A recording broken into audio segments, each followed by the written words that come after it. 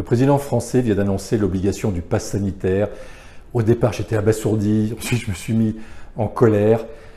Nous ne pourrons pas rentrer en France dans un lieu recevant du public, que ce soit un restaurant, un bar, sans présenter un pass sanitaire. Ça veut dire sans se faire vacciner ou sans présenter un test PCR négatif. En fait, c'est un biais grossier pour ne pas rendre la vaccination obligatoire. Le personnel soignant qui ne sera pas vacciné ne pourra plus travailler. Même chose pour nos salariés de nos hôtels et de nos restaurants. Pas de vaccin, pas de travail. Je suis vraiment effrayé. Il faut pourrir la vie des personnes, il faut rendre la vie impossible aux non-vaccinés. Et pourquoi pas élargir le principe, comme le disait ce matin un éditorialiste. Par exemple, vous êtes trop gros par rapport à la norme, eh bien, on interdit aux obèses l'entrée des restaurants ou des centres commerciaux. Vous pouvez remplacer le mot non vacciné par tous les autres mots.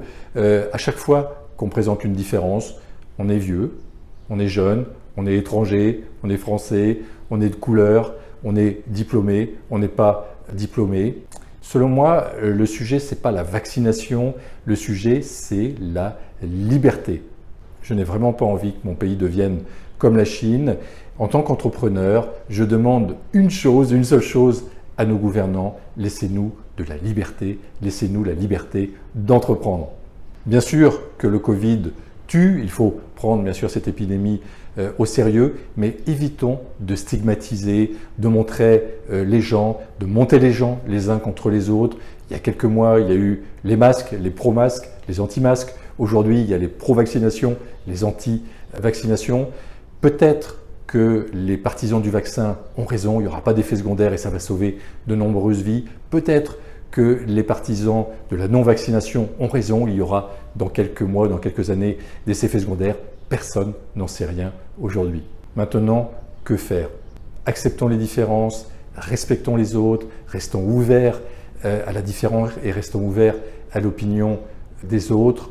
Chacun est libre d'être différent, donc continuons à rester centrés sur nos projets, sur ce qu'on a vraiment envie de faire.